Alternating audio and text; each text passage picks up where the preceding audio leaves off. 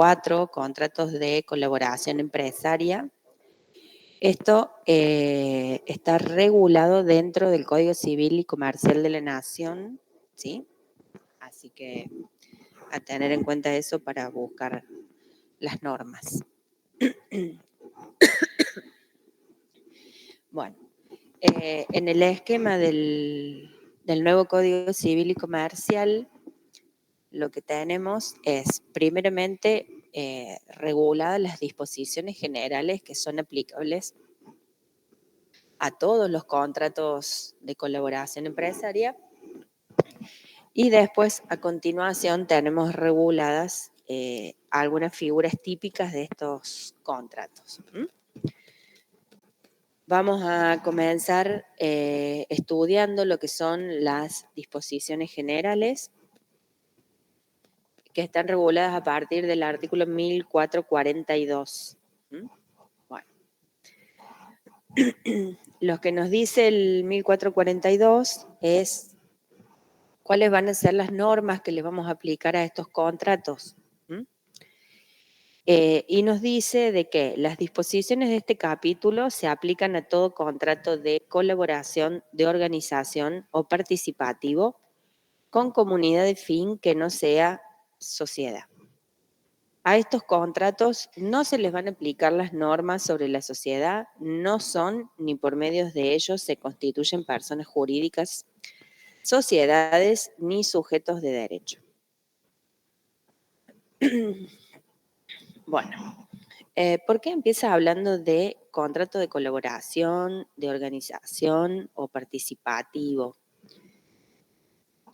Bueno, la doctrina tuvo en este punto como una discusión que aún permanece abierta. ¿Y por qué permanece abierta? Porque, bueno, es una forma de clasificar este tipo de contratos.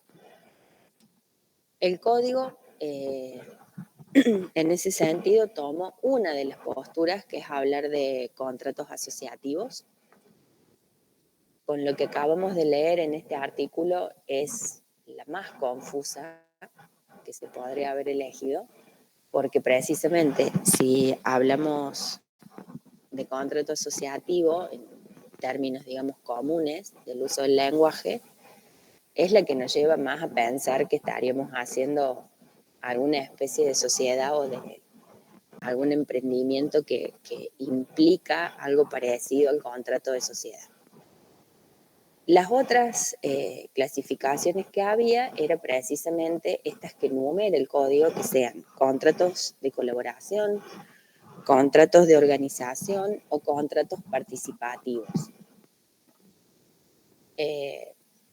Por eso, digamos, incluye a todo eso como dentro de este capítulo y dentro de esta sección en particular, para que más allá de la calificación que le dé la doctrina, tengamos en claro que siempre estamos frente a una tipología contractual y no a una tipología personificante.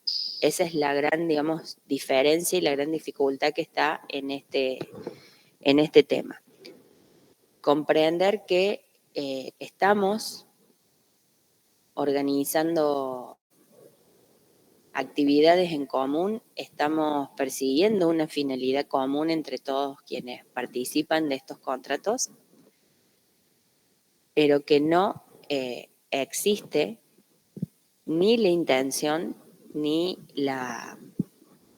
se genera a través de esta figura contractual la personificación, como lo que sí ocurre cuando hacemos una asociación, hacemos una fundación o constituimos una sociedad.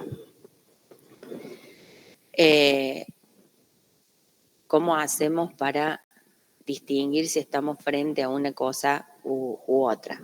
Bueno, ahí está la gran discusión y la gran dificultad muchas veces en la práctica. ¿Cómo terminamos sabiendo si estamos o no frente a un contrato asociativo o frente a un sujeto de derecho genéricamente, a una persona jurídica privada. Bueno, claramente los elementos que tenemos que tener en cuenta para lograr, más que identificar el contrato, identificar a la persona jurídica, es tener claro cuáles son sus atributos, porque los atributos son los elementos que dentro del ordenamiento jurídico se han regulado para lograr identificar a las personas y reconocer a la persona jurídica. ¿Cuáles son esos atributos? El nombre o denominación, la capacidad, el patrimonio, ¿sí? El domicilio, y puede estar en discusión la nacionalidad, ¿sí? Pero más o menos son los 5 atributos que está claro desde la época más o menos de del derecho romano, que son los atributos de la personalidad jurídica. Yo creo que acá el que termina siendo dirimente, porque es como el que más fácil uno logra probar, acreditar con cuestiones más palpables, es el tema del patrimonio. Claramente nosotros ya estudiamos que las sociedades y las personas jurídicas privadas, como son titulares de un patrimonio, y ese patrimonio como atributo refleja y hace extensible y ostensible frente a terceros su personalidad diferenciada. ¿Cómo lo vemos? A través de la titularidad de los, genéricamente podríamos decir, de los derechos y de las obligaciones, pero sobre todo de los bienes. Y sobre todo, o más específicamente, sobre los bienes registrables. En cambio, en los contratos asociativos no vamos a lograr identificar eso. Porque si bien hay una afectación de bienes, no se genera esto de ese centro de imputación autogestante, que es el núcleo de todos los derechos y de todas las obligaciones que tiene la persona jurídica. ¿Y por qué no se genera eso? Porque estamos afectando bienes para una finalidad común, y para eso se constituye un fondo común operativo. Que por supuesto que en ese fondo común operativo puede haber variaciones tanto en crecimiento como en decrecimiento de ese fondo, pero no es autogestante. Es siempre ese fondo, que puede crecer o no de acuerdo a si aplicamos ese fondo, si lo invertimos, si de alguna manera lo preservamos, en lo que son las reglas, digamos, básicas de lo que es una buena administración de fondos de terceros, pero no genera derechos y obligaciones que vayan mutando como sí pasa en el caso del patrimonio.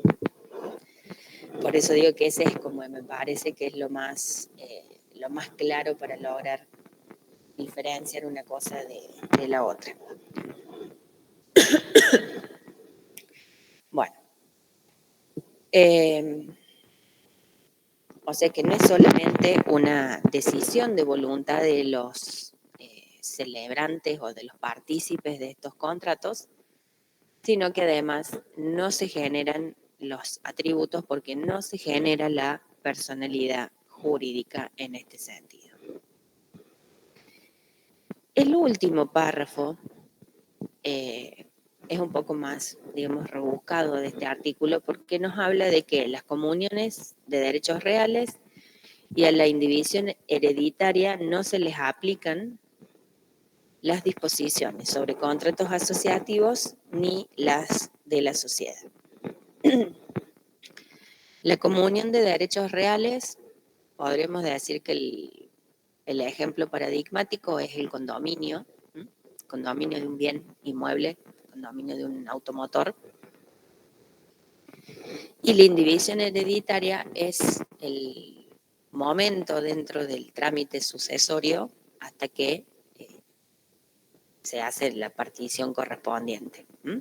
Entonces todos esos bienes, es como todas esas masas de bienes permanecen como indivisas hasta los momentos en que se efectúe su respectiva partición. Y no se les aplican ni estas reglas ni las de la sociedad porque tienen reglas particulares. Cuando tenemos un condominio, sea de un bien inmueble o de un bien mueble, registrable o no, el procedimiento para concluir con esa indivisión es el que precisamente se regula para el supuesto de la finalización del condominio.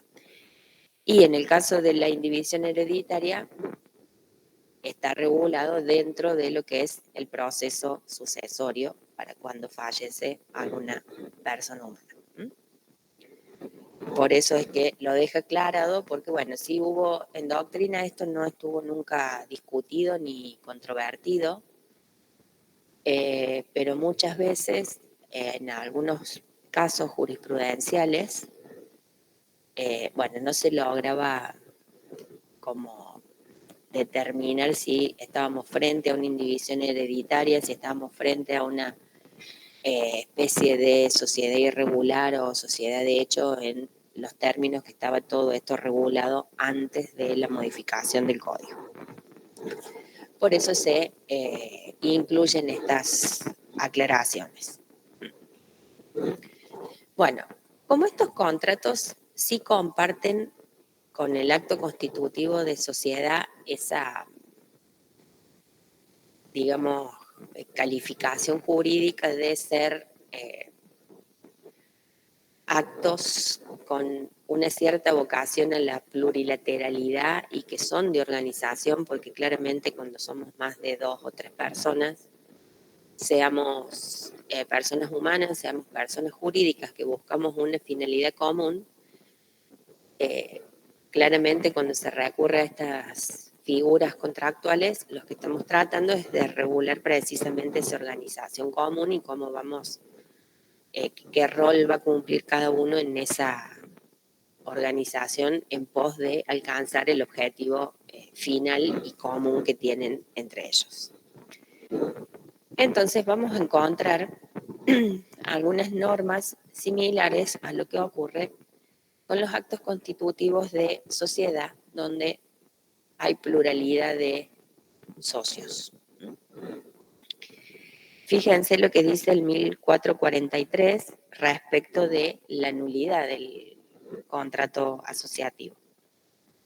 Si las partes son más de 2, la nulidad del contrato respecto de una de las partes no produce la nulidad entre las demás, y el incumplimiento de una no excusa el de las otras, excepto que la prestación de aquella que ha incumplido o respecto de la cual el contrato es nulo sea necesaria para la realización del objeto del contrato. Es exactamente lo mismo que tenemos regulado en la parte general de la Ley General de Sociedades, valga la redundancia, cuando hablamos de la nulidad de los vínculos de los socios para con la sociedad al momento de la constitución o la celebración del acto constitutivo, sobre todo cuando existe esa plurilateralidad de partes.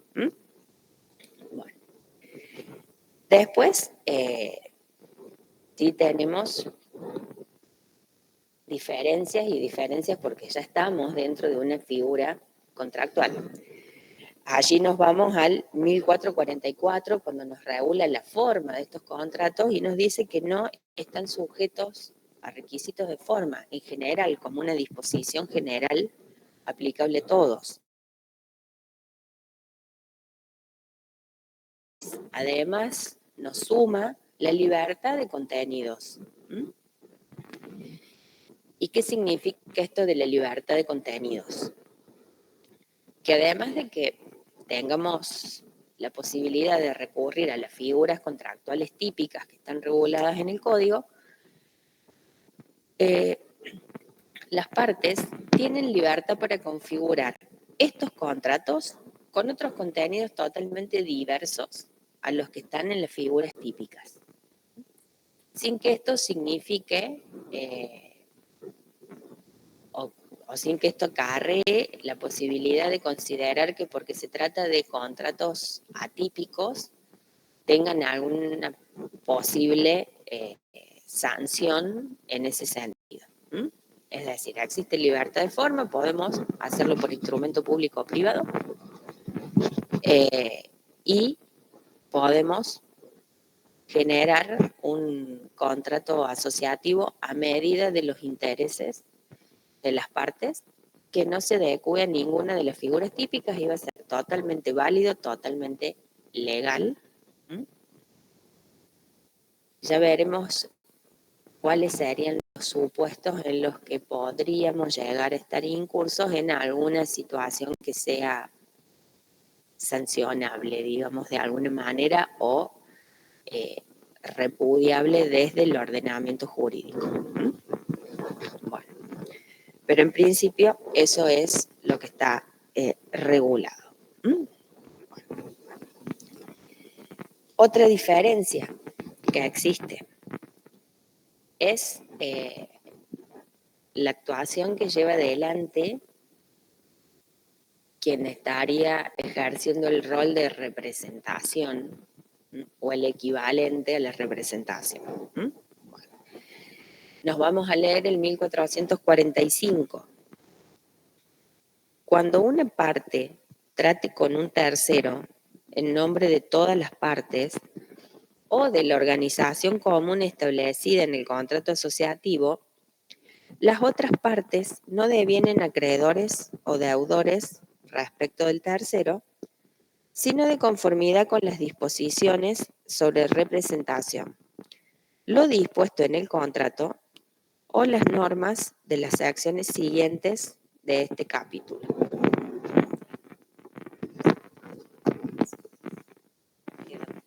¿Ahí me escuchan? Sí. ¿Qué es lo que tenemos regulado acá? Claramente, ¿sí?, lo que sería la figura típica de la representación. Que no es necesario que el tercero conozca que el representante está actuando a nombre propio, pero en interés ajeno. No hace falta que lo sepa. Con que lo sepan representante y representado es suficiente. También podremos ver que tenemos receptada la idea o la figura del mandato en su acepción más clásica. Por eso es que el que se vincula o el que aparece como representante o actúa en nombre de todas las otras partes es el que se convierte en deudor o en acreedor frente al tercero. Y el tercero tiene como, digamos, es la contraparte de ese que actúa en nombre de los demás. Y los demás integrantes o participantes de estos contratos asociativos, en principio, no tienen vinculación directa con el tercero. Salvo que hayan estipulado alguna cuestión en contrario con esta posibilidad de la libertad de contenidos que se prevé. O sea que tengamos en cuenta que siempre estamos hablando de lo que sería una regla general o un principio general que puede ser modificado por voluntad de las partes. Bueno. Y dentro de estas disposiciones generales nos queda por ver el 1447, que habla de los efectos entre las partes de estos contratos. Sí.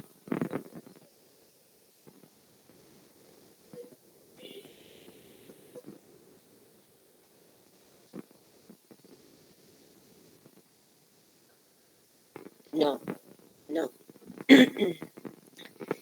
el que actúa como representante es el que queda obligado directamente con el tercero.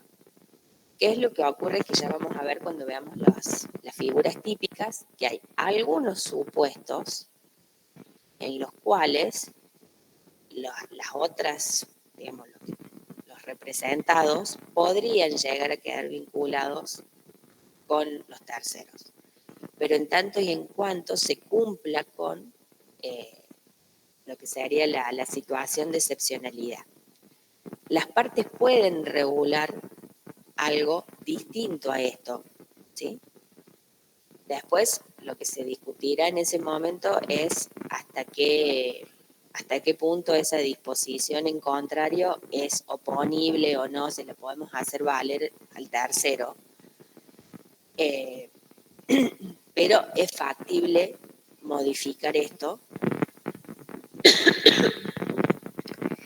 en tanto y en cuanto quede, digamos, claro dentro de las cláusulas que preveamos en el contrato asociativo, y si queremos hacérselo oponible al tercero, bueno, que el tercero tenga conocimiento efectivo de estas disposiciones con las cuales nos movemos nosotros como partes de ese contrato, ¿sí? Pero en principio, la regla general es que el único que queda obligado es el que actúa frente al tercero y los demás no quedarían obligados, ¿sí? Y entonces les decía, nos queda por ver el 1447 que habla de los efectos entre las partes y nos dice, aunque la inscripción esté prevista en las secciones siguientes de este capítulo, los contratos no inscriptos producen efectos entre las partes. Bueno, ¿de qué tipo de inscripción está hablando acá la ley? Como estos contratos son contratos denominados clásicamente como contratos de colaboración empresaria, y fíjense dentro de qué bolilla o dentro de qué unidad los estamos estudiando, que es cuando estamos hablando de la posibilidad de existencia de control societario, cuando estamos hablando de la organización económica que asume una empresa más allá de cuántas personas jurídicas o sociedades integren. Por eso es que se ve cuando, digamos, el punto anterior que han visto es todo lo relativo a la concentración económica. Bueno, la inscripción que requieren muchas veces estos contratos es precisamente a los fines de que el Estado pueda controlar de alguna manera que no se esté incumpliendo. ¿Con qué régimen? Con el régimen de defensa o de transparencia de la competencia dentro del mercado. Es decir, que no haya situaciones monopólicas, oligopólicas, de conformación de precios, etcétera, a través de la celebración de un contrato de agrupación o de colaboración de empresas. ¿Sí? Por eso mismo nos dice que aunque no estén inscriptos, los contratos producen plenos efectos entre las partes, porque no es una inscripción a los fines de la regularidad del contrato asociativo como nos pasaba cuando estudiamos las sociedades. ¿Sí? ¿Hasta ahí vamos claro? ¿Alguna duda? Bueno. ¿Cuáles son los contratos asociativos típicos que están regulados en el código? Tenemos el más básico y más genérico, que es el negocio en participación, las agrupaciones de colaboración, ¿sí? Las uniones transitorias, ¿sí? Y los consorcios de cooperación. Bueno, vamos a ir de menor a mayor. Digamos. Empezamos con el negocio en participación. ¿Cuál es la definición que nos da el código en el artículo 1448? El negocio en participación tiene por objeto la realización de una o más operaciones determinadas a cumplirse mediante aportaciones comunes y a nombre personal del gestor. No tiene denominación, no está sometido a requisitos de forma ni se inscribe en el registro público.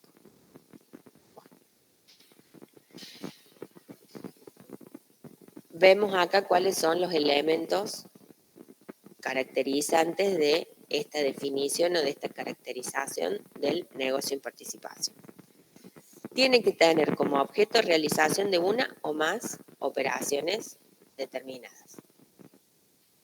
Vamos poniendo ejemplos que sean como simples.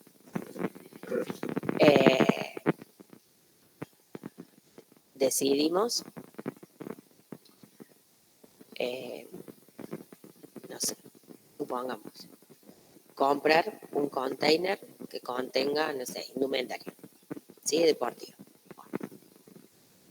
Y entonces, bueno, le encargamos a este gestor que la compre y que la comercialice y la revenda. Y después, ¿cuál sería la idea? Distribuir la ganancia de esa operación, que es, porque es una o varias que son determinadas, porque lo estamos limitando al contenido de ese determinado container. No es que vamos a estar comprando 5, pueden ser 5, 10, los que sean, pero tiene que estar como claramente determinado el objeto en el sentido de que una vez concluido eso, concluye el negocio en participación. ¿Sí? Muchas veces esto es el puntapié inicial de algo que posteriormente pueda llegar a tomar la forma societaria, por ejemplo, si estamos hablando de un emprendimiento.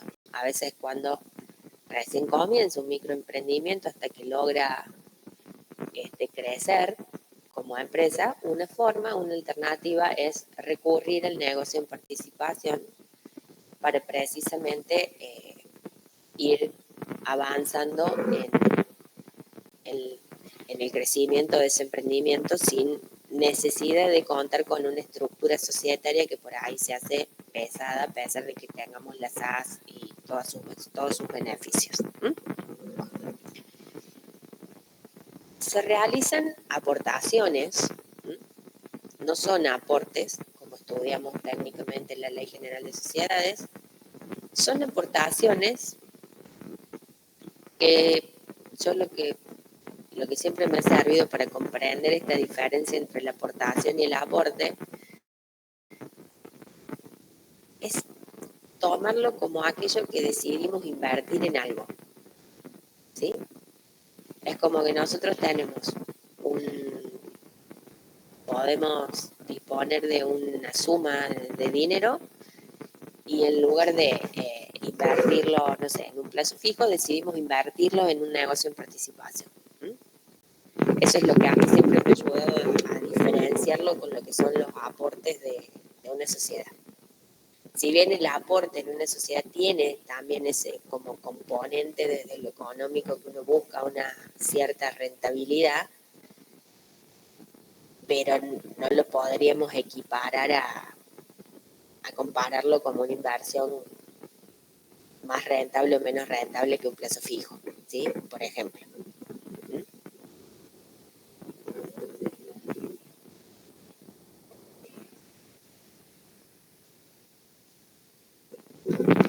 Claro, precisamente, por eso te digo, por eso a mí siempre me ha ayudado a entenderlo desde ese ejemplo como diferencia, porque en realidad cuando uno hace un aporte para constituir una sociedad, el desprendimiento es con una vocación de permanencia para dotar patrimonialmente a la sociedad. En cambio acá es como una cosa más momentánea, pero bueno, que tal vez solos no podríamos, entonces necesitamos sí de esa colaboración entre todos para poder llevar adelante esa operación determinada o esas varias operaciones determinadas. Bueno, entonces ya comprendimos lo de aportaciones comunes. a nombre personal del gestor.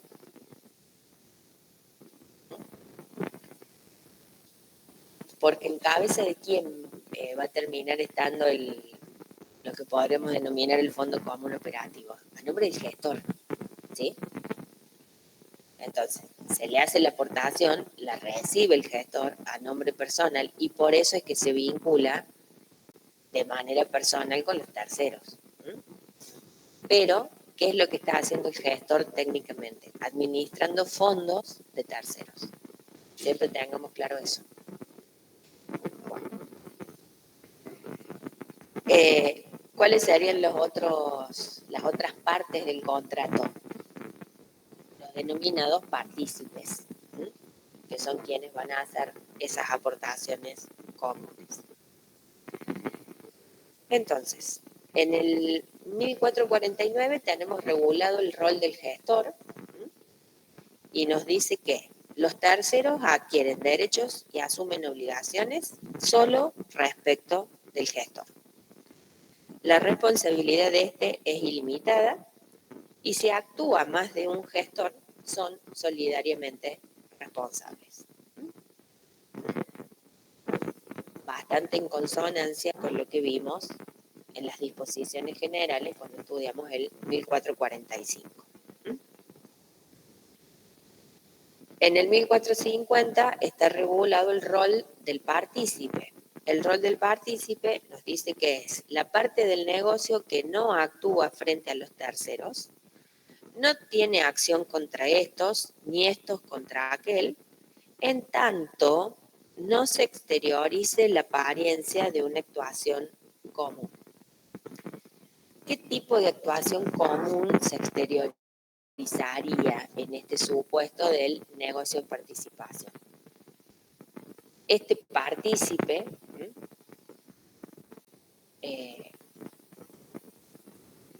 más que aparentar que estuviéramos frente a lo que podríamos denominar una sociedad de la sección cuarta o una sociedad informal, lo que estaría exteriorizando es como un cambio de rol, ¿sí? Estaría como exteriorizando que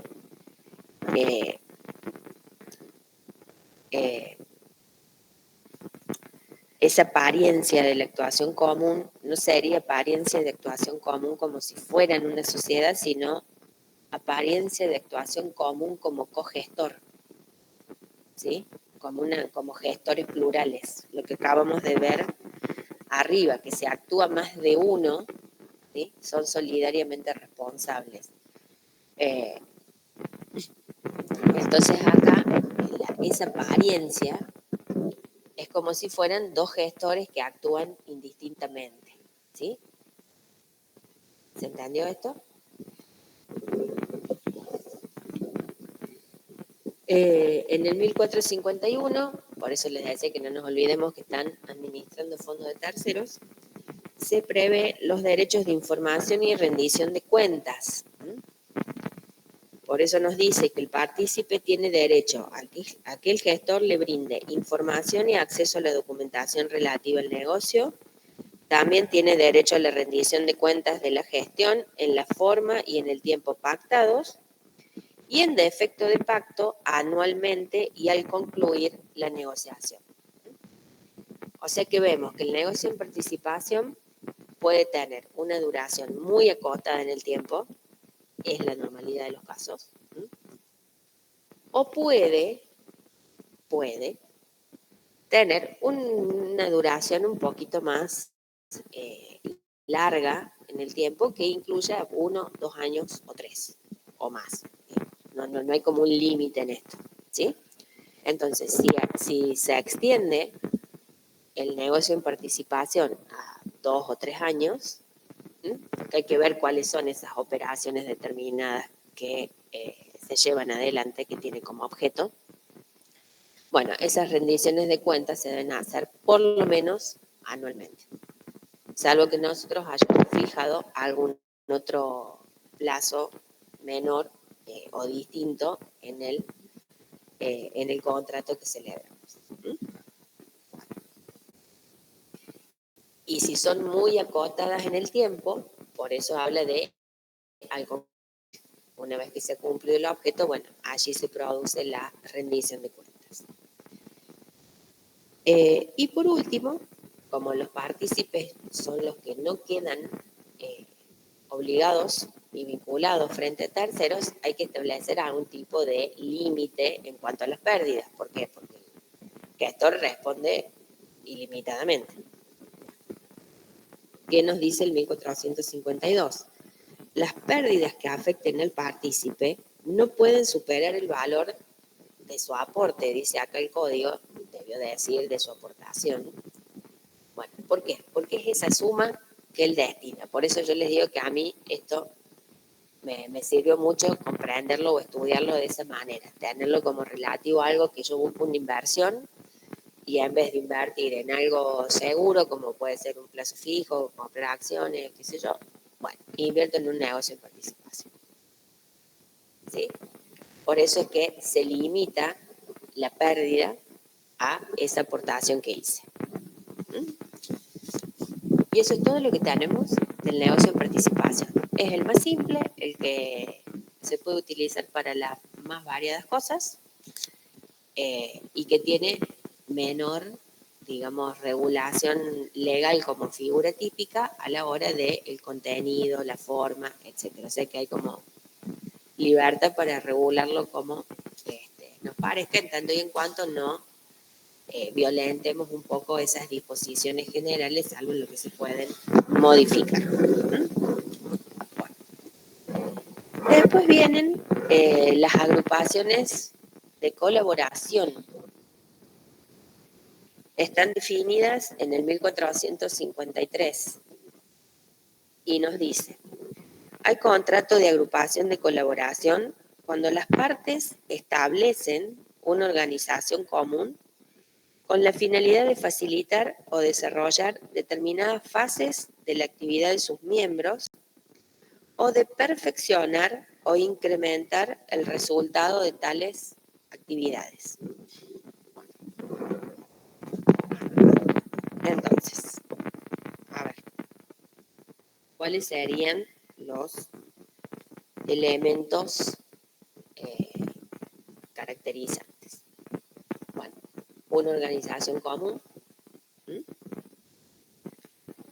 pero esa organización común tiene que tender sí o sí a qué? A facilitar o desarrollar determinadas fases de la actividad de sus miembros.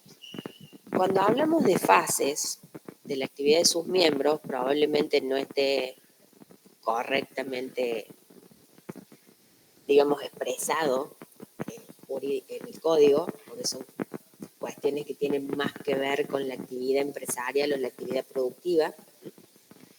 Pero cuando pensamos en fases de la actividad, ¿sí? Pensamos en toda la cadena de producción de un determinado producto, ¿sí? El que sea, ¿sí? Si estamos en la fase de elaboración de la materia prima, si estamos en la fase de industrialización, si estamos en la fase de comercialización, todo el proceso productivo en sus diferentes fases. A eso es a lo que tiene que tender a facilitar o a mejorar o a incrementar. Bueno, el ejemplo arquetípico de esto, ¿sí? Bueno, en la pandemia estuvo muy de moda esta cuestión, aunque no lo vimos técnicamente, pero ¿por qué estuvo de moda? Porque los ejemplos arquetípicos de las agrupaciones de colaboración tienen que ver con las farmacéuticas, ¿sí? Con la industria cosmética y un largo etcétera, ¿sí? Pero porque esos son los más asequibles para el estudio y para la comprensión nuestra. Son actividades que demandan muchísimo dinero, muchísima inversión en investigación para que esas empresas mantengan su competitividad en el mercado. ¿Por qué les hablaba de la pandemia? Porque en la pandemia lo vimos cuando estaban todas las farmacéuticas volviéndose locos para sacar la primera vacuna, la segunda, la tercera, la mejor, la más eficaz, la mejor. Entonces, ¿cómo funcionaría esto? Si cada una de esas empresas individualmente tuviera que destinar un espacio físico, acondicionar ese espacio físico, con todo lo que requiere, ¿no? Para, por ejemplo, desarrollar una vacuna.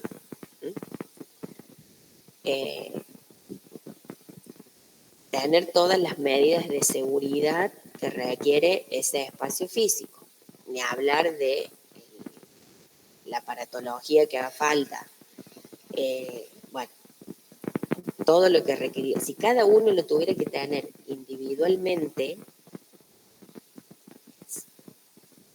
sería una inversión más que millonaria, ¿sí? Y su mantenimiento solo implica costos millonarios anualmente.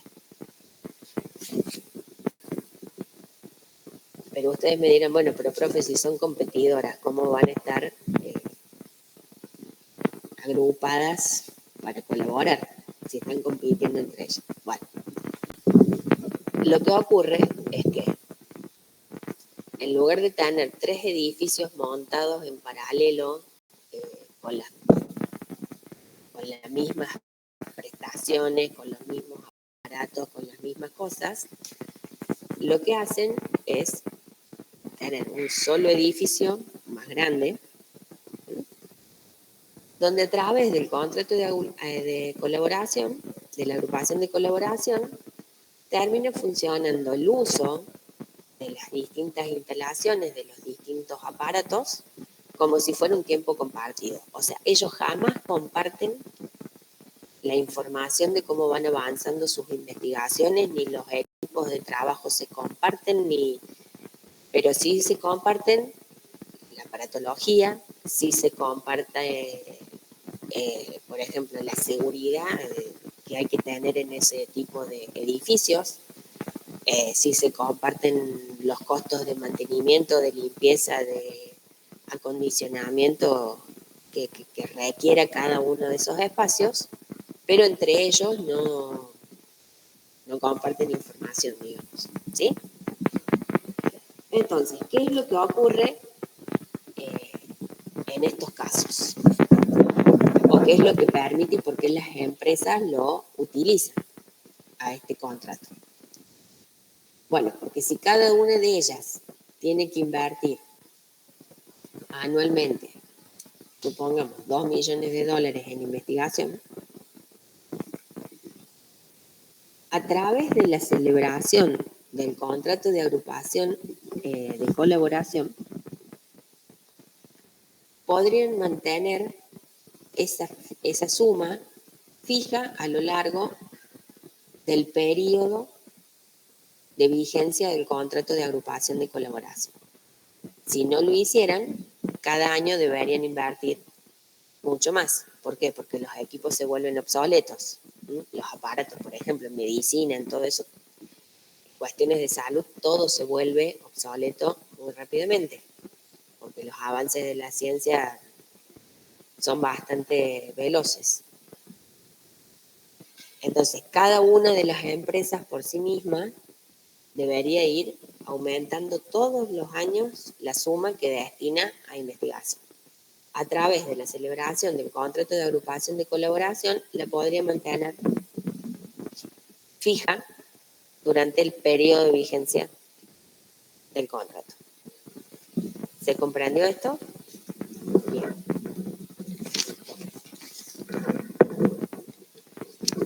Por eso es que el 1454 nos habla de una ausencia de finalidad lucrativa. ¿Por qué? Porque nos dice, la agrupación en cuanto tal no puede perseguir fines de lucro. Las ventajas económicas que genere su actividad deben recaer directamente en el patrimonio de las partes agrupadas o consorciadas. Y la agrupación no puede ejercer funciones de dirección sobre la actividad de sus miembros. Porque allí es donde estaría el peligro, digamos. Que a través de la agrupación de colaboración se dirigiera cuáles son las investigaciones que están o que deben realizar las distintas empresas agrupadas. Y cómo vemos esas ventajas económicas que recaen directamente en el patrimonio de las empresas agrupadas. A través exactamente de lo que les decía hace un rato. Si nosotros mantenemos o podemos mantener con la celebración del contrato la suma que invertimos en investigación fija a lo largo de 5 años, en lugar de ir incrementándola, ¿cómo vemos la ventaja económica? La vemos en las ganancias realizadas o las ganancias contables que ha generado esa empresa por no tener que estar invirtiendo más dinero en investigación, ¿sí? Por eso recaen directamente en el patrimonio de las partes agrupadas o consorciadas, ¿sí? ¿Se entiende?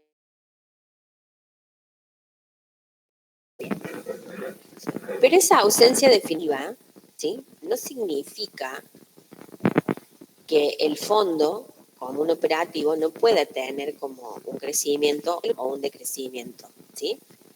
Por ejemplo, también es muy común en esto lucrativo de las farmacéuticas o incluso dentro también del rubro cosmético, cuando tienen determinada paratología específica, podría ser que en momentos donde ninguna de las partes agrupadas necesitara utilizar algún laboratorio donde están estos aparatos, que por ejemplo pudiera alquilar el uso de ese laboratorio con el aparato específico a terceros, y eso no sería buscar una finalidad de lucro, sino sería tratar de que se mantenga el fondo funcionando y que sea sustentable, que no es lo mismo que estar buscando o persiguiendo una finalidad de lucro. Aparte, muchas veces esa posibilidad de que se les alquile o se le facilite el uso a través del cobro de una tarifa a terceros, puede llegar a ser necesario porque hay muchos de esos equipamientos que no se pueden mantener inactivos, porque el costo de tenerlo inactivo o lo arruina al aparato o lo hace que se degrade en su uso mucho más rápido porque no está funcionando, ¿sí? Así que bueno, son posibilidades que se pueden dar, pero que eso no implica que tenga una finalidad de lucro, sino que es la administración que corresponde darle a ese tipo de bienes o de instalaciones. En el 1455 está regulado todo lo que es el contrato, la forma y su contenido, no es tan complejo en esto, ¿sí? Lo que sí, en este caso, se establece en cuanto a la duración, un plazo que no puede exceder de los 10 años, ¿sí?, pero que se puede prorrogar, ¿sí? Pero bueno, es como que obligando que por lo menos cada 10 años revisen si van a seguir o no, van a seguir juntos, ¿sí? Bueno.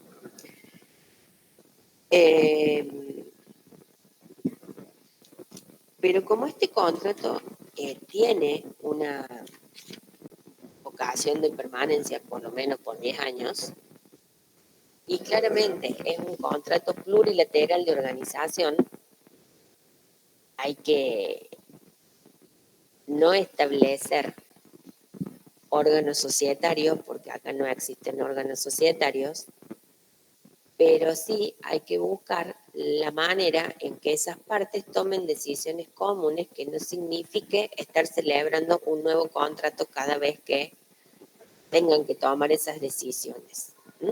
¿Por qué? Porque estamos hablando de una organización común. Entonces, esa organización por lo menos tiene que funcionar de alguna manera normal y funcionalmente, ¿sí? Por eso es que se prevé algo parecido a lo que sería una reunión de partes, donde se fijan cómo se van a tomar las resoluciones, cuáles son las mayorías que se requieren, como todo grupo humano. Cuando hay una pluralidad, medio que funcionamos colegiadamente. Entonces, si funcionamos colegiadamente para tomar las decisiones o para que las cosas sucedan, el principio que va a marcar esa organización, ese funcionamiento, es el de las mayorías. ¿Y qué es lo que nos dice el 1456? Que las resoluciones relativas a la realización del objeto de la agrupación se adoptan por el voto de la mayoría absoluta de los participantes, excepto disposición en contrario, ¿sí?, del contrato. Se pueden impugnar esas resoluciones, pero solamente porque hay una violación de las disposiciones legales o contractuales.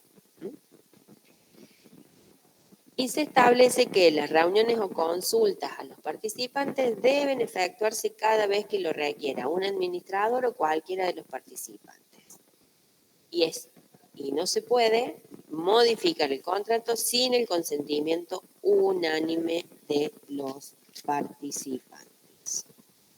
Bueno, ¿cuál sería la mayoría absoluta? ¿De acuerdo a lo que de la aportación que se haga? No, acá son partes. Esto es un contrato, ¿sí? Entonces las partes se consideran iguales. Entonces la mayoría de partes.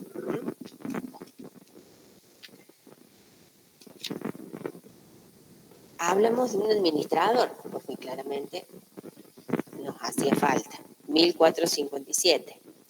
La dirección y administración debe estar a cargo de una o más personas humanas designadas en el contrato o posteriormente por resolución de los participantes. Son aplicables las reglas del mandato. En caso de ser varios los administradores, si nada se dice en el contrato, pueden actuar indistintamente. Esto es parte de que tenemos un contrato plurilateral de organización.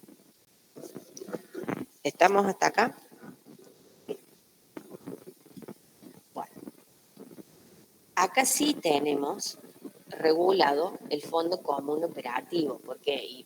Porque acá y no en el negocio de participación. Bueno, acá ya por lo menos hay que estar unidos como mínimo 10 años o como máximo 2 años. Y entonces nos dice, las contribuciones de los participantes y los bienes que con ellas se adquieran constituyen el Fondo Común Operativo de la agrupación. Durante el plazo establecido para su duración, los bienes se deben mantener indivisos y los acreedores particulares de los participantes no pueden hacer valer su derecho sobre ellos. ¿Podríamos hablar de alguna especie de fondo fiduciario? Bueno, no necesariamente, pero sí podemos hablar de alguna especie de patrimonio de afectación, donde esto se destina a eso y a esa actividad en común se lo afecta específicamente y por eso los acreedores, particulares de los participantes no pueden atacar el fondo, ¿sí? Está como protegido en ese sentido. Permanece indiviso porque claramente no es una persona jurídica la agrupación de colaboración, entonces no se puede hacer el traspaso patrimonial, ¿sí? Si estuviéramos hablando de, por ejemplo, un bien mueble o un bien inmueble. Por eso es que permanece indiviso. Y si se adquieren, supongamos que todos hagan una aportación o contribuyan con dinero en efectivo y se comprara o se adquiriera un bien, inmueble para construir el laboratorio, bueno, ese bien inmueble estaría en nombre de todos los participantes. ¿Sí?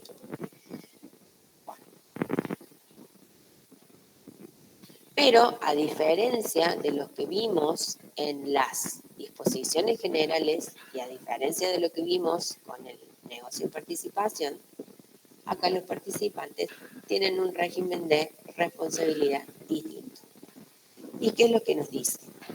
Los participantes responden ilimitada y solidariamente respecto de terceros por las obligaciones que sus representantes asuman en nombre de la agrupación. La acción queda expedita después de haberse interpelado infructuosamente el administrador de la agrupación. El demandado por cumplimiento de la obligación tiene derecho a poner las defensas personales y las comunes que correspondan a la agrupación. El participante representado responde solidariamente con el Fondo Común Operativo por las obligaciones que los representantes hayan asumido en representación de un participante, haciéndolo saber al tercero al tiempo de obligarse. Acá tenemos como dos supuestos. Primero, la regla general de ley primero. ¿Cuál es el principio general? Que acá los participantes responden solidaria e ilimitadamente frente a los terceros por las obligaciones que asuma el administrador, el director, como se habla de dirección y administración, puede tener cualquier denominación de esas, en nombre de la agrupación. ¿Sí? Bueno, ¿por qué? Porque la agrupación de colaboración sí tiene una denominación, ¿sí? Y lo van a ver cuando relean la forma y el contenido del contrato, pero no es un nombre, ¿sí? Es una especie de nombre comercial, una especie de, sí, pero no nombre en el sentido de denominación social como tienen las sociedades o como el nombre nuestro, ¿sí? Es una forma de identificar esta agrupación. Bueno. Entonces, todas las obligaciones que asuman los representantes en nombre o a cargo de la contrato de la agrupación son las que disparan esta responsabilidad solidaria y limitada de los participantes. ¿Qué es lo único que tiene que hacer el tercero? Primeramente, exigirle el cumplimiento de la obligación al administrador, y si el administrador no cumple, ahí nomás vamos contra los participantes. Pero puede pasar que un participante en particular, ¿sí?, le pida al administrador que celebre alguna operación o algún negocio en representación como particular de él, que se vincula con el objeto de la agrupación, pero como que le da un mandato específico, ¿no?, que es el último párrafo que vimos, el otro supuesto. Como acá el tercero está sabiendo que este administrador no solamente administra la agrupación, sino que además está representando al fulano este, por eso es que ese participante, el que le dio esa representación especial al administrador, va a responder solidariamente con el Fondo Común Operativo, porque tiene que ver con el objeto de la agrupación, pero no es que la obligación el administrador la asume en nombre de la agrupación, sino que también la asume especialmente en representación de este participante, ¿sí? Y para eso tiene que habérselo hecho saber al tercero al momento de obligarse. Esa es la diferencia entre ese último párrafo y el anterior. El anterior es la regla genérica, este es un supuesto específico que puede darse. ¿Se entendió este segundo supuesto? Bien. En el 1460 están regulados los estados de situación. Bueno, claramente no puede llevar contabilidad porque no es una persona ni humana ni jurídica, pero como estamos administrando fondos de terceros, hay que tener alguna,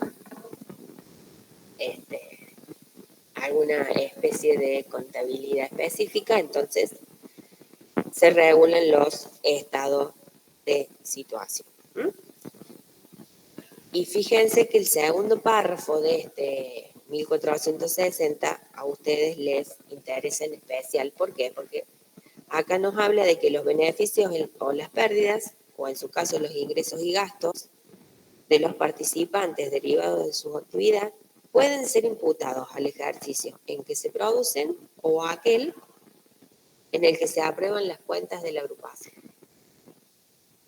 ¿Sí? O sea que acá esto impacta decididamente. ¿Sí? ¿Por qué? Porque nos va a afectar la contabilidad que lleven las empresas agrupadas.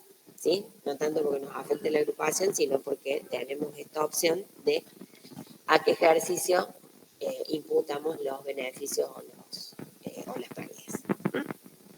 Bueno. En el 1461 tenemos regulada la extinción de este contrato de agrupación y que se establece que se extingue por la decisión de los participantes, por la expiración del plazo, ¿sí? Por la consecución del objeto o por la imposibilidad de, digamos, de lograr ese objeto común, por reducción a 1 del número de participantes.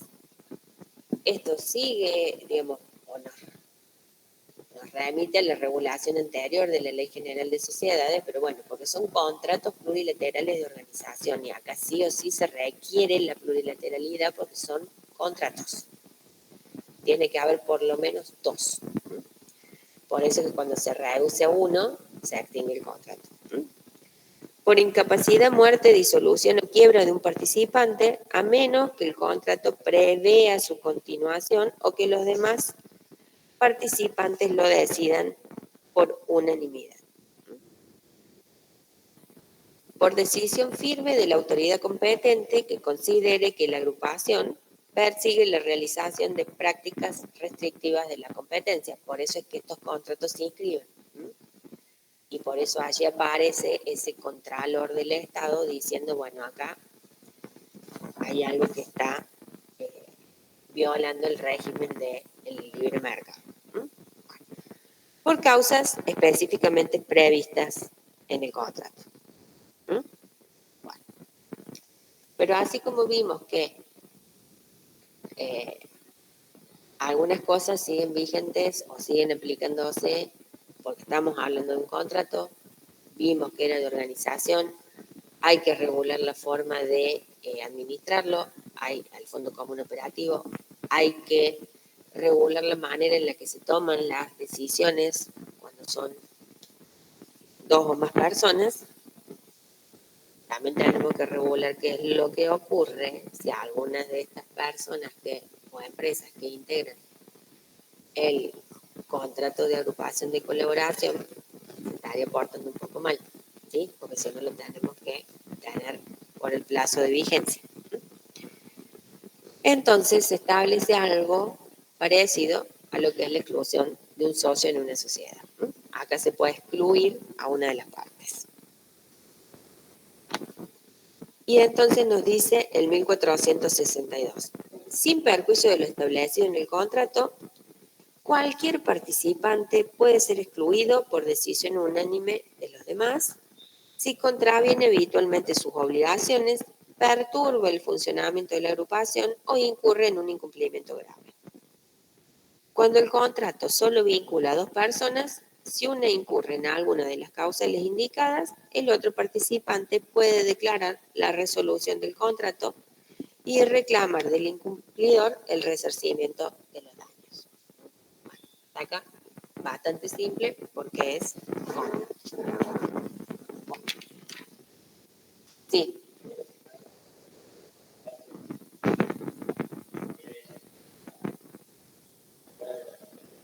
Y bueno, sí, es más o menos lo mismo que vimos cuando estudiamos inclusión de socio.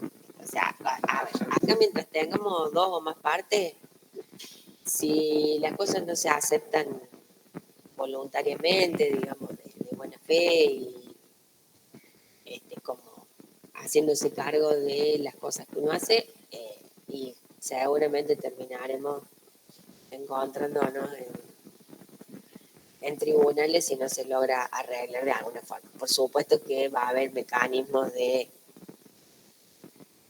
porque a ver, vos le estás, en este caso vos estás diciendo o que perturba el funcionamiento o que no cumple con sus obligaciones. Bueno, o sea, a ver, si es algo que lo tengamos sumamente acreditado, lo mismo que estuvimos en aquellos momentos, nada más que esto es un contrato, ¿sí? Entonces no es una persona jurídica, entonces va a ser una discusión contractual como si tuviéramos algún inconveniente con un contrato de locación o como con un contrato de compra-venta, en el sentido que son dos partes en pie de igualdad que resuelven sus conflictos. Esa sería la regulación que tiene el código respecto de la agrupación de colaboración. A partir del 1463 se nos aparece la unión transitoria. Esto es bueno también, así como con los distintos tipos societarios, con estos contratos asociativos típicos, ármense un cuadrito comparativo, porque entonces uno detecta rápidamente las diferencias y las similitudes. Bueno, ¿qué es la unión transitoria? Bueno, este es como el más común, el más visible y a veces el que más se usa. Bueno, ¿por qué? ¿Qué nos dice? Hay contrato de unión transitoria cuando las partes se reúnen para el desarrollo o ejecución de obras, servicios o suministros concretos, dentro o fuera de la República. Pueden desarrollar o ejecutar las obras y servicios complementarios y accesorios al objeto principal. A ver, esto es lo que nos cruzábamos o que nos cruzáramos los carteles y estar todo parado, pero bueno, lo que veíamos cada 2 minutos en algún lugar de cualquier provincia o de cualquier ciudad. ¿Por qué? Porque es una forma muy utilizada cuando se licita obra pública. Como muchas veces las obras públicas implican, no sé, construcción de puentes, de represas, de diques, bueno, de obras de gran envergadura desde lo ingenieril o desde lo arquitectónico. Bueno, probablemente ninguna empresa individualmente, o ninguna sociedad individualmente, pueda llevar adelante la ejecución completa de toda la obra. ¿Sí? Entonces, ¿qué es lo que se suele hacer? Supongamos, cuando vemos que hacen los nudos viales, ¿sí? No solamente hay que excavar para lograr que digamos, el tránsito circule por abajo, por arriba, que dé las vueltas, que los rulos, que no sé qué, sino que hay que excavar, hay que apisonar, o sea, hay que hacer un trabajo de suelo que no todas las empresas constructoras lo saben hacer. Entonces, de esa parte de la obra se encarga la empresa A, ¿sí? O la sociedad A. Después está el otro que hace los cálculos de los puentes, de las cosas, del levantamiento que tiene que haber para que uno pase por el nivel 1, el otro por el nivel 2, etcétera. Entonces eso normalmente lo hace la empresa que tiene o la sociedad que tiene experiencia y know-how sobre estructura de la obra. Y después está la otra que hace la pavimentación y qué sé yo, tiene experiencia en eso. Entonces se encarga de esa otra parte. Y después viene la que hace la iluminación. Es otra distinta. ¿Sí? Y bueno, y entre las cuatro logran cumplir con los requisitos para que le adjudiquen esa determinada obra. Porque no le adjudican por parte, o sea, le dan la obra a uno. En realidad no es uno, sino que acá son 4 que se unen a través de este contrato de unión transitoria. Además, por las ventajas que genera para el Estado que adopten esta forma jurídica de unión transitoria, ¿sí? Es que muchas veces es una exigencia que está en pliegos. Es decir, no se pueden presentar las empresas individualmente, sino que tienen que hacerlo a través de la celebración de un contrato de unión transitoria. ¿Por qué? Porque entonces ya todo el mundo tiene claro cómo funciona cada uno. Por eso es que es uno de los que más se usaba. Ahora está todo muy parado, entonces está ahí, pero por eso tiene tanta, digamos, como aplicación práctica este contrato, porque es de una utilidad constante, ¿no? Por lo menos, por ejemplo, en esos ámbitos de las obras públicas, ¿sí? Bueno, pero tiene que ser una obra o un servicio o un suministro determinado, ¿sí? Es decir, para la construcción de este puente se arma una unión transitoria, para la del otro, otra. Y si no, tienen que estar identificados claramente ambos dos puentes, ¿sí? No lo podemos hacer genéricamente para la construcción de puentes. Hay que identificar claramente esas obras. Bueno, esos son los elementos caracterizantes de esta unión transitoria. Fíjense que estas obras, servicios o suministros se pueden tener que realizar dentro de la República o fuera de ellas. Y la última frase de este 1463 viene a resolver grandes discusiones que hubo antes de la entrada en vigencia del Código Civil. ¿Por qué? Porque, a ver, encargan la obra, ¿sí? Era la construcción del puente. Bueno, ya hicimos el puente, está todo, está el pavimento, bla, bla, bla. Bueno. Pero resulta que por más previsiones que haya, y cualquiera que haya estado cerca de la construcción de algo, así sea una pileta, una casa, un edificio o lo que sea, ¿sí? Hasta que no se empieza a hacer, uno proyecta algo, pero no se puede saber a ciencia cierta qué es lo que va a pasar, ¿sí? Más allá de que la ingeniería parece más una ciencia exacta que la medicina, es lo mismo que ocurre cuando muchas veces los médicos nos tienen que operar. Hasta que no entramos al quirófano es como que no saben con qué se van a encontrar, por más estudios que nos hagan y por más... Bueno, con la ingeniería pasa un poco así, ¿por qué? Porque es trabajar con la naturaleza muchas veces, entonces lo que parece que está todo bien, cavamos 1 metro y nos encontramos, no sé, con un río, con algo y que no está visible por fuera y que no se sabía. Entonces, por más que tengamos los planos, por más que tengamos todos los estudios, las cosas, qué sé yo, bueno, dijimos, vamos a hacer el puente. Bueno, fantástico, el puente se hizo. Pero resulta que, como hay que hacer ese movimiento de tierra, el puente está. Se cumplió con lo que se pedía en el pliego. Pero resulta que después se dan cuenta que hay que hacer como un ingreso al puente o que hay que acomodar el terreno de otra forma, porque si no se... ante una primera lluvia se puede, no sé, socavar cerca de alguna de las primeras columnas del puente. Entonces, bueno, aparece como una obra que sería conexa, anexa a esa principal, ¿sí? Siempre estuvo en discusión si esto formaba parte o no, si lo podía llevar adelante o no la unión transitoria.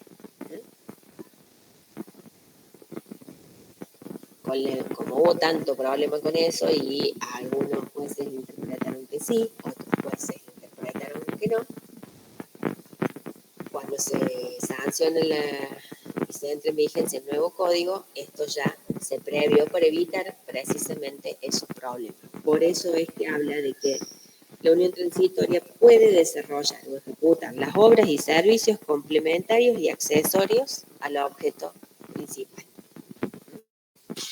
Entonces, ya ahora no queda duda, está habilitado legalmente, así que no hay posibilidad de entrar en conflicto con si se puede o no se puede. En el 1464 está todo lo referido a la forma y contenido del contrato, no es tan complejo, ¿sí? En cuanto a la duración,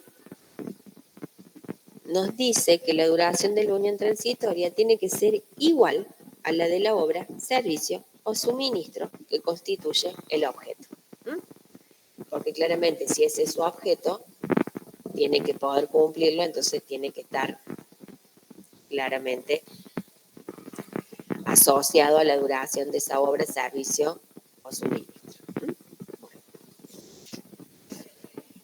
En el 1465 nos aparece la figura del representante.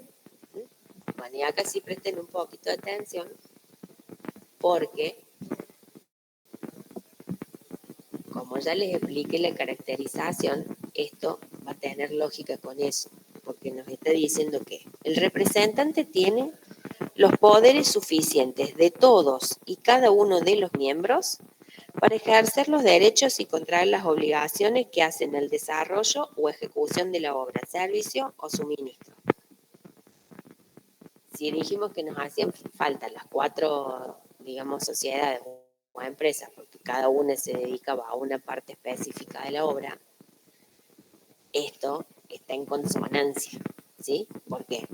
Porque parte de la administración de la unión transitoria tiene que ser que puede este administrador o este representante asumir los derechos y obligaciones inherentes a cada uno de esas sociedades involucradas, porque no es solamente para la unión transitoria, sino que por ahí impactan las obligaciones particulares que cada uno de ellos asume. La designación del representante no es revocable sin causa, también es consecuencia de esto, si no nos quedaríamos sin que se pudiera funcionar alegremente, salvo decisión unánime de los participantes, porque acá sería lo mismo que quitarle esa representación que se sobreentiende que tiene. Y mediando justa causa, la revocación puede ser decidida por el voto de la mayoría absoluta.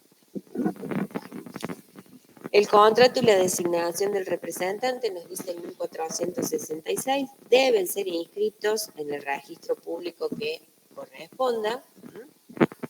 No es lo mismo si la unión transitoria está referida a una obra que si está referida a un servicio o a un suministro. Allí también podríamos estar teniendo alguna menos, en estos casos muchísimos menos. Pero también podría llegar a darse alguna cuestión relativa a la defensa de la competencia. No tanto como en la agrupación de colaboración, pero podría darse. Y si no, así no se diera eso, la inscripción es a los fines de entender que son los encargados y quiénes son y cómo están organizados los encargados de el cumplimiento de esa obra o de la prestación de ese servicio o suministro específico, ¿sí? A diferencia de lo que venimos viendo hasta acá, el 1467 nos habla de que no se presume la solidaridad de los participantes de la unión transitoria por las operaciones que realicen en la unión transitoria ni por las obligaciones contraídas frente a terceros, salvo que ellos dispongan otra cosa en el contrato. ¿Sí? Veníamos viendo que había como una presunción de solidaridad y limitación en de responsabilidad ilimitada y solidaria, tanto en el negocio en participación como en la agrupación de colaboración, pero acá no, acá el principio es al revés. Como regla general responden de manera simplemente mancomunada entre ellos, salvo que tengan pactada la solidaridad. Acá no funciona la cuestión de la mayoría, por eso los acuerdos se deben adoptar siempre por unanimidad, salvo pacto en contrario. ¿Sí? Fíjense cómo nos va dando vuelta las reglas generales que veníamos viendo hasta ahora. Y en caso de quiebra, muerte o incapacidad, nos dice el 1469, la quiebra de cualquiera de los participantes y la muerte o incapacidad de las personas humanas integrantes no produce la extinción del contrato de unión transitoria. El que continúa con los restantes se acuerdan la manera de hacerse cargo de las prestaciones ante los terceros. Es decir, da la posibilidad que se pueda mantener en vigencia el contrato de unión transitoria en estos supuestos, pero el resto de los participantes de esta unión tienen que asumir o encontrar la forma de hacerse cargo de las prestaciones que estaban a cargo del quebrado o el fallecido. ¿Sí? ¿Por qué? Por este funcionamiento que tiene medio como que cada uno cumple con una parte de lo que se ha encomendado. Y con eso terminamos lo que es la unión transitoria. ¿Sí?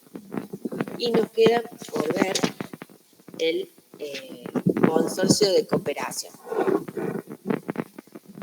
Este por ahí es como el que más cuesta enganchar porque es como una mixtura de cosas. Entonces, como que, pero bueno.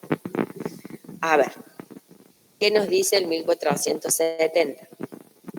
Hay contrato de consorcio de cooperación cuando las partes establecen una organización común para facilitar, desarrollar, incrementar o concretar operaciones relacionadas con la actividad económica de sus miembros a fin de mejorar o acrecentar sus resultados. En algún punto parecería que es lo mismo que la agrupación de colaboración. Acá ¿qué es lo que me ha servido a mí para distinguirlos o diferenciarlos? La agrupación de colaboración tiene como una vocación de funcionar para el adentro de los integrantes. No tiene como una vocación de relacionamiento con el mundo externo, ¿sí? Es más una cosa que funciona entre ellos. En cambio, sería lo contrario.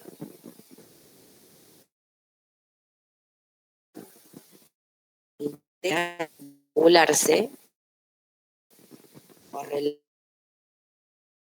mayorantes vinculadas, tiene esa vocación a la externa.